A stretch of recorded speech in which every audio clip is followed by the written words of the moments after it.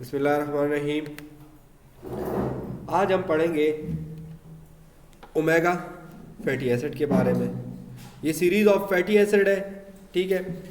और omega fatty acid को हमने also called an series fatty acid, इसको एन सीरीज़ फैटी एसिड भी कहा जाता है। क्या कहा जाता है? एन सीरीज़ फैटी एसिड भी कहा जाता है। Unsaturated fatty acid are design, ये जो अनसैचुरेटेड फैटी एसिड है ये डिज़ाइन है as omega series of fatty acid.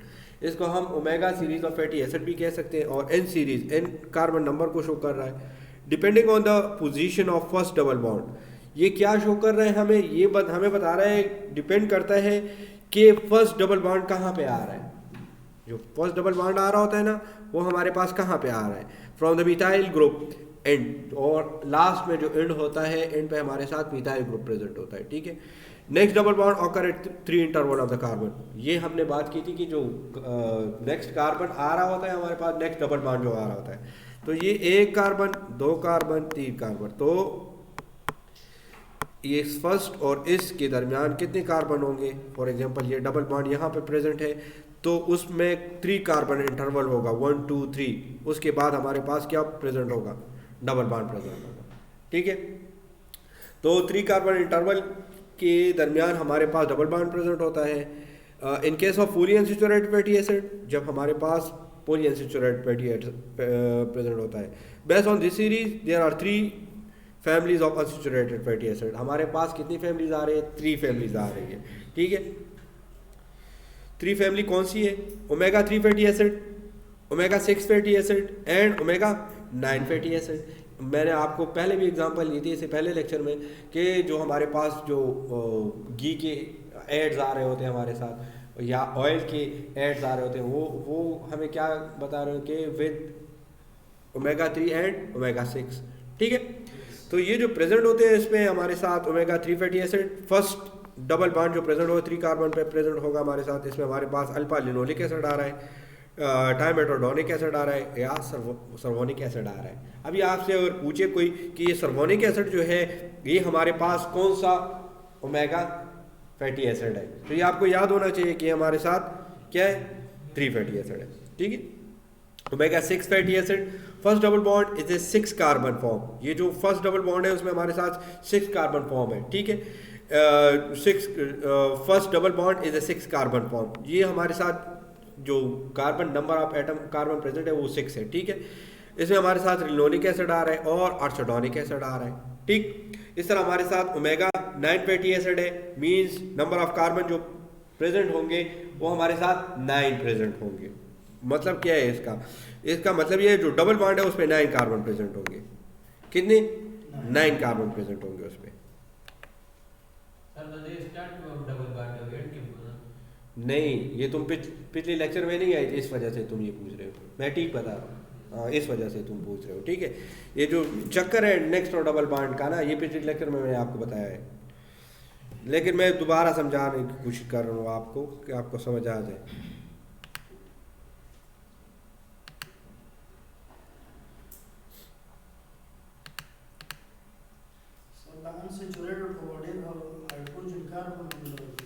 जी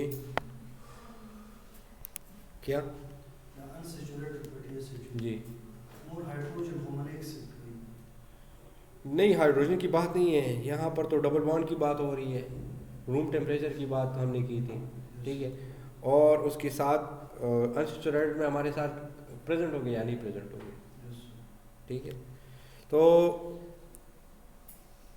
आपको ये पता होना चाहिए। आते हैं, कंटिन्यू करते हैं। शॉर्ट चेन हमारे साथ क्या है? शॉर्ट चेन जो है ना, short chain, medium chain and long fatty acid. आज अब हम इसको पढ़ते हैं कि शॉर्ट चेन फैटी एसिड क्या हो गए, लॉन्ग चेन फैटी एसिड हमारे साथ क्या है, मीडियम चेन हमारे पास क्या है। Based on the length of hydrocarbon chains fatty acid are divided in 3 groups. को 3 ग्रुप में डिवाइड किया गया है। जो शॉर्ट चेन होंगे उसमें हमारे साथ 2 to 6 कार्बन एटम प्रेजेंट होंगे। जो मीडियम चेन होंगे उसमें 18 से 14 प्रेजेंट होंगे। जो लॉन्ग चेन होंगे उसमें 16 और मोर कार्बन एटम प्रेजेंट होंगे। और ये आपके साथ ये आ सकते हैं, एमसीक्यूज आ सकता है कि लॉन्ग चेन फैटी एसिड में कितने कार्बन प्रेजेंट हो सकते हैं। जो हमारे साथ मीडियम चेन फैटी एसिड है उसमें हमारे साथ कितने कार्बन प्रेजेंट हो सकते हैं। डिपेंड करते हैं, लेकिन लॉन्ग चेन है ना, तुम परसों से ये क्वेश्चन कर रहे हो कि कितने लिमिट की बात कर रहे हो। लिमिट की बात अगर लॉन्ग चेन है तो लॉन्ग चेन 16 और मोर, 16 से ज़्यादा आ सकते हैं। इस तरह हमने पढ़ा है कि इवन और ऑड की हमने बात की है, ठीक है। तो डिपेंड करता है कि लॉन्ग चेन में कितने प्रेजेंट है, कौन सा कंपाउंड प्रेजेंट है। फॉर एग्जांपल अगर मोस्टली यहाँ पर आप देखें, mostly fatty acid in foods are long chain fatty acid. जो फूड हम खाते हैं उसमें हमारे साथ long chain fatty acid present होते हैं, जैसे palm oil, coconut oil. We are predominantly made up of medium chain of fatty acid. ये जो है ना, ये पाम ऑयल, कोकोनट ऑयल, ये हमारे साथ क्या है, ये मीडियम चेन है, ठीक है। अच्छा, अभी हम बात करेंगे cis and trans fatty acid के बारे में। क्या जी, कहाँ पर? ये तो हम चेन की बात कर रहे हैं ना। जब हम डबल बॉन्ड की बात कर रहे हो तो ओमेगा में बात कर रहे होते हैं, ठीक है। सैचुरेटेड अनसैचुरेटेड पे बात कर रहे होते हैं, नंबरिंग पे बात कर रहे होते हैं, या पोजीशन पे बात कर रहे होते हैं। उसमें हम देखते हैं कि डबल बॉन्ड कहाँ पर प्रेजेंट होगा। लेकिन जब शॉर्ट और लॉन्ग चेन की बात करें वहाँ डबल बॉन्ड की बात नहीं आती हमारे साथ, ठीक है। वहाँ कार्बन एटम्स की बात आ रही है कि कितने कार्बन एटम। ये कार्बन एटम क्या है, ये जो लिखा होता है, सॉरी,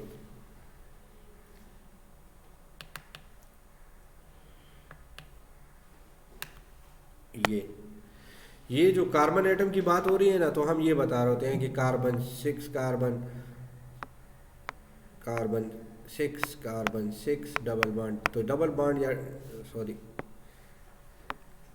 ये C6 C4 और ये जो अटैच है ये यहाँ पर C8 के साथ हो गया, ठीक है। तो फॉर एग्जांपल यहाँ पर डबल बॉन्ड है, तो ये जो कार्बन एटम की बात करें यहाँ पर ये शो कर रहा है कि कार्बन कितने प्रेजेंट है, ठीक है। अच्छा,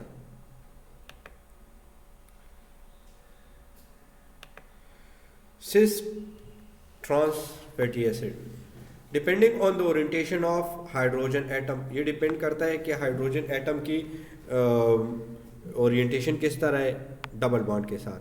there are 2 type of unsaturated fatty acid. हमारे साथ अनसैचुरेटेड की 2 टाइप है, एक सिस एंड एक trans. If hydrogen atom are on the same side, ये सिस और ट्रांस की हमने पहले भी बात की है, आइसोमेरिज्म, अगर आपको याद आ जाए। तो अगर हाइड्रोजन हमारे साथ सेम साइड पे प्रेजेंट है, मींस मैं आपको एग्जांपल दे रहा हूँ, ठीक है। C6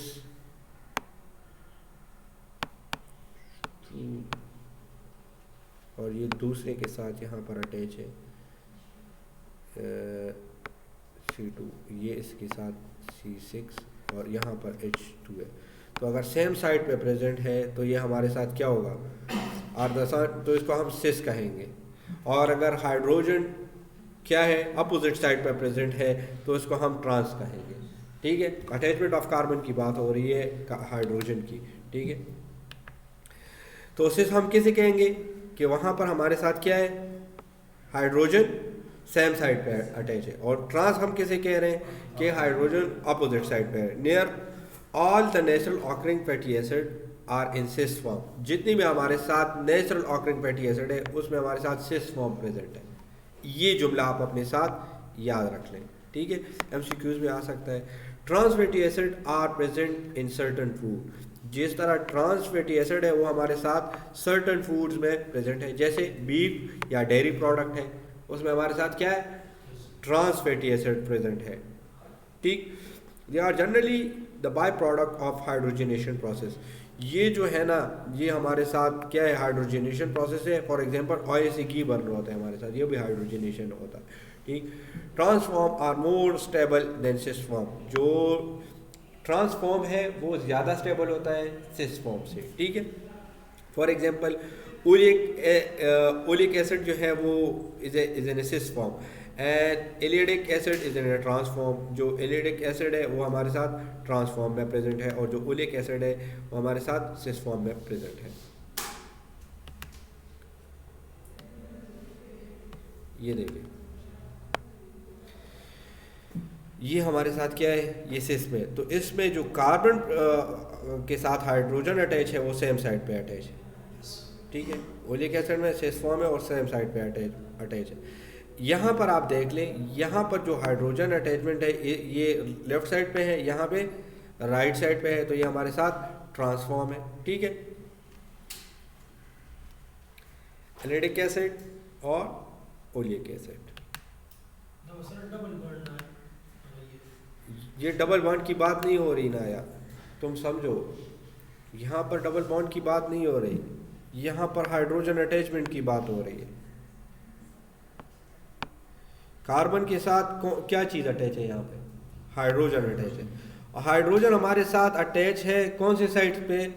राइट साइड पे।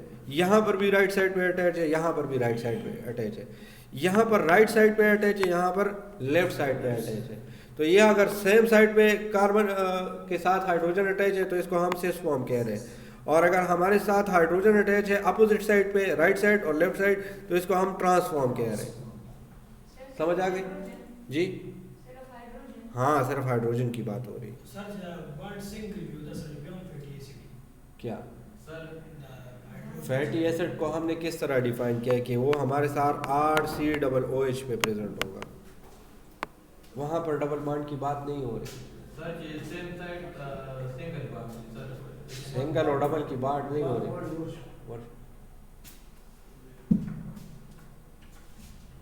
ठीक है ना? आपने पिछला लेक्चर नहीं देखा तो आप ये याद रख लें, आप अपने आप को कंफ्यूज कर रहे हैं। ठीक है, ओके, पहले आपने पिछला लेक्चर देखना होगा, उसके बाद क्या होगा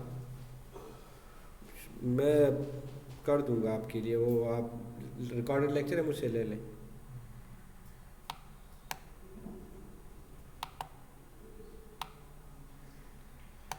अभी आ जाते हैं एसेंशियल फैटी एसिड की तरफ और नॉन एसेंशियल फैटी एसिड की तरफ। एसेंशियल फैटी एसिड क्या है? एसेंशियल को हम एसेंशियल क्यों कह रहे होते हैं? एसेंशियल कहते हैं ज़रूरी को, इसको ज़रूरी, जो बॉडी के लिए ज़रूरी है। एसेंशियल वो होंगे वो fatty acid that are not synthesised in the body, जो बॉडी में नहीं बन रहे तो उसी की ज़रूरत होगी हमारे बॉडी को, hence that to be supplied in the diet. जो बॉडी में नहीं बन रहे हो तो फिर जब हम डाइट खा रहे होते हैं उसमें हमें वो चीज़ें डालनी होगी। ठीक है, for example linoleic acid, alpha linoleic acid और चौडानिक acid. All essential fatty acid are polyunsaturated fatty acid. ये याद रख ले, ये सेंटेंस जो है ना ये बहुत इंपॉर्टेंट है। जितनी भी एसेंशियल फैटी एसिड है, जितनी भी ज़रूरी फैटी एसिड है, वो हमारे साथ पॉलीअनसैचुरेटेड फैटी एसिड होंगे। जितनी भी हमारे साथ ऑर्थोडोनिक एसिड जो है ना can be synthesize from linoleic acid. क्या है? जो ऑर्थोडोनिक एसिड है can be synthesize from linoleic acid. ठीक है, जो ऑर्थोडोनिक एसिड है वो लिनोलिक एसिड से हमारे साथ बन सकता है।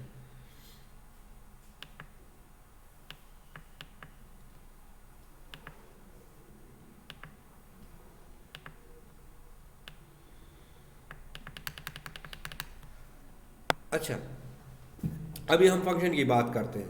Essential fatty acid serve as a precursor of eicosanoids. ये एकोसेनाइड्स हमारे पास क्या है? They serve as a precursor of eicosanoid. Essential fatty acid serve as a precursor of eicosanoid. Eicosanoid हमारे पास क्या है? प्रोस्टाग्लैंडिनिन है, प्रोस्टासाइक्लिन है, थ्रोम्बोक्सिन है, ल्यूकोट्राइन है, लिपोक्सिन है। ये हमारे बॉडी के लिए ये क्या है? ये हमारे साथ लोकल हार्मोन्स है। फॉर एग्जाम्पल प्रोस्टाग्लैंडिनिन है, तो ये प्रोस्टाग्लैंडिनिन हमारे साथ क्या करता है? फॉर एग्जाम्पल हमारे बॉडी का पेन पाथवे है। क्या है? पेन पाथवे, जो हमें दर्द महसूस होता है वो प्रोस्टाग्लैंडिनिन की वजह से हमें महसूस होता है। इसी तरह प्रोस्टासाइक्लिन है, थ्रोम्बोक्सिन्स है, ल्यूकोट्राइन्स है। तो ये हमारे बॉडी के लोकल हार्मोन है जो डिफरेंट फंक्शन परफॉर्म कर रहे होते हैं हमारे लिए। ठीक है, तो जो एसेंशियल फैटी एसिड है वो हमारे बॉडी की को क्या एज ए प्रिकर्सर सर्व कर रहा होता है, उसको स्टिमुलेट कर रहा होता है, उसको हेल्प आउट कर रहा होता है। ठीक है, essential fatty acid help in lipid transport. जो एसेंशियल फैटी एसिड है वो लिपिड को एक जगह से दूसरी जगह ले जाने में हेल्प आउट करते हैं। Essential fatty acid required for the synthesis of phospholipid.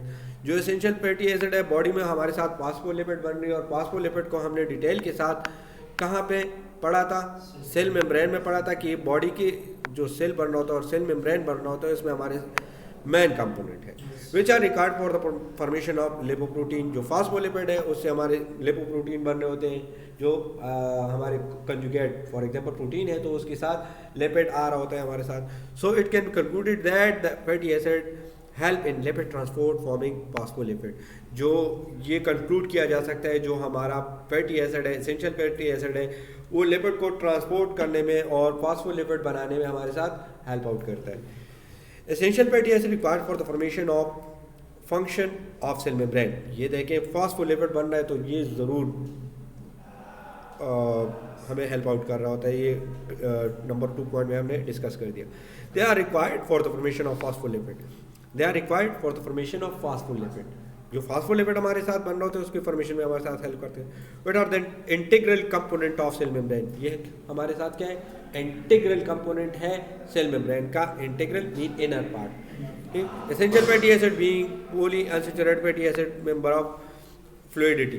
जो एसेंशियल फैटी एसिड है वो as a poly unsaturated fatty acid work out कर रहा होता है, ठीक है। Membrane of fluidity. Membrane of fluidity का मतलब ये है कि जितनी भी फ्लो हो रहा होता है सेल मेम्ब्रेन से तो उसको मेम्ब्रेन ऑफ फ्लूइडिटी कहा जाता है।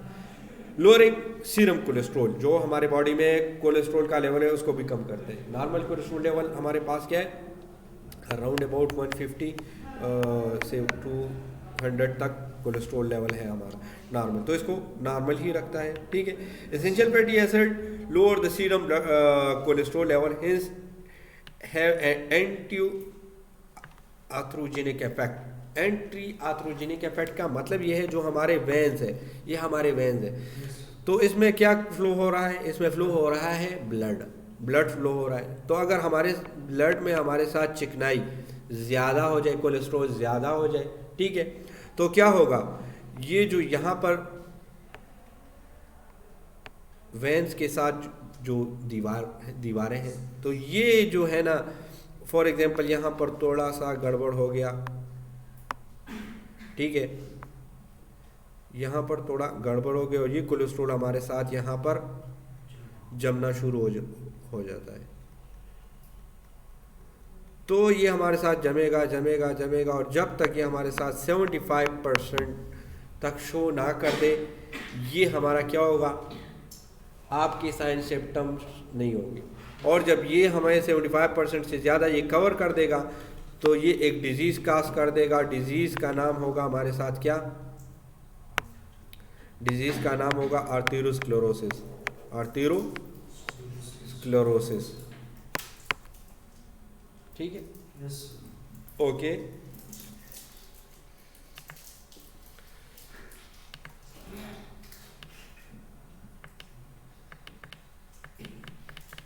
अच्छा, अभी आ जाते हैं lipotropic effect. What is lipotropic effect? Essential fatty acid promote fat mobilisation from the liver. जो फैट की मोबिलाइजेशन है, फैट का लिवर से जाना, so they prevent fatty liver.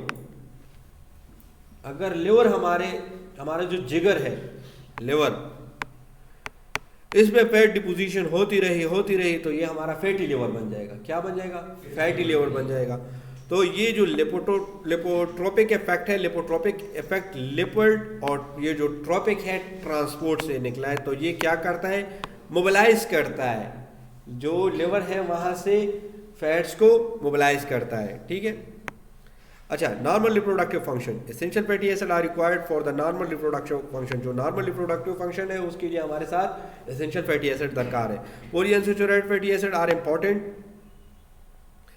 Constituent of lipids of gonad. जो हमारे गोनेड्स के लिपिड्स हैं, जो हमारे टेस्टिस है, वहाँ पर जितने भी लिपिड्स प्रेजेंट हैं, तो वहाँ पर कौन से लिपिड प्रेजेंट है? पॉलीअनसैचुरेटेड फैटी एसिड है। इसी तरह ओवरीज में हमारे साथ रिप्रोडक्टिव, मेल रिप्रोडक्टिव सिस्टम में भी इंपॉर्टेंट है और फीमेल रिप्रोडक्टिव सिस्टम में भी हमारे साथ इंपॉर्टेंट है, ठीक है। अभी आ जाते हैं नॉर्मल एपिडर्मल ग्रोथ। एपिडर्मस से निकला है जो हमारा स्किन है, वो उसकी नॉर्मल ग्रोथ के लिए हमारे साथ क्या ज़रूरी है? एसेंशियल फैटी एसिड रिक्वायर्ड है, ठीक है। Polyunsaturated important constituent of epidermal lipid. जो एपिडर्मल लिपिड है, एपिडर्मस जो हमारे साथ लिपिड प्रेजेंट है, उसकी ग्रोथ के लिए बहुत हमारे साथ क्या है? लाजमी है, ठीक। अभी बात करेंगे हम किस चीज़ की डिफिशिएंसी की बात करेंगे। अगर हमारे पास डिफिशिएंसी आ जाए तो फिर क्या करेंगे।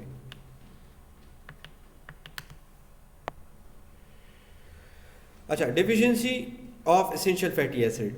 Deficiency of essential fatty acid diet is associated with skin lesion. Skin lesion का मतलब ये है जो हमारा स्मूथ स्किन है वो रफ होना स्टार्ट हो जाएगा। यहाँ पर लिखा है क्या, देखें आप, rough and dry skin, rough and dry skin.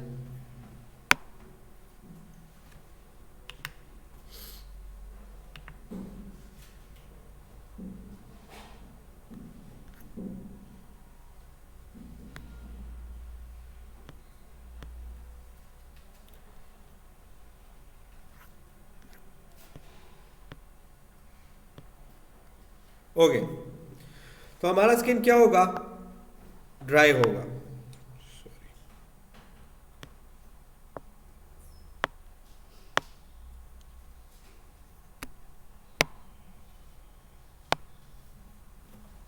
Okay,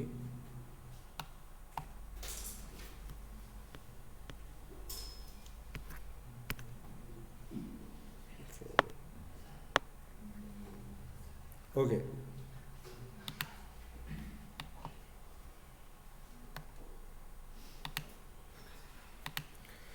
अच्छा, अगर हमारे साथ क्या हो जाए, डिफिशिएंसी हो जाए फैटी एसिड की, तो उससे हमारे साथ एक कंडीशन बनी, ठीक है, जिससे हमारा स्किन रफ हो जाएगा, उसमें लेजन फॉर्म होंगे और इस कंडीशन को पाइनोडर्मा कहेंगे। क्या कहेंगे उसको, पाइनोडर्मा। टॉड किसे कहेंगे, टॉड आप जानते हैं, फ्रॉग एंड टॉड, ठीक है।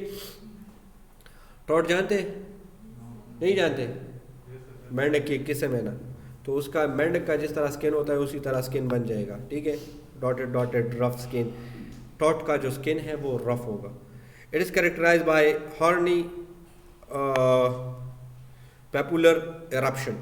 हॉर्नी पैपुलर एरप्शन का मतलब ये है जो लेटरल पार्ट होगा उसका वो हमारे साथ part of thigh on the back of buttocks, जो थाई रीजन है और बटक्स रीजन है वहाँ पर स्किन लेजन फॉर्म होगी और हम इसे क्या कह सकते हैं, एक दाने की टाइप की चीज़ बन जाएगी हमारे साथ, ठीक है।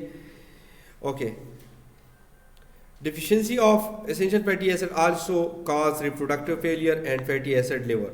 फैटी लिवर भी बन सकता है उससे और रिप्रोडक्टिव फेलियर भी हमारे साथ हो सकता है जब हमारे साथ फैटी एसिड की डिफिशिएंसी आ जाए, ठीक। ओके, यहाँ से ठीक था। डिफिशिएंसी किसे कहते हैं यार, खुदा का वास्ता, ये तुम क्या कह रहे हो, खुद कम होगा। डिफिशिएंसी किसे कहेंगे, डिफिशिएंसी कहते हैं कि इस चीज़ की कमी आ जाए, ठीक है।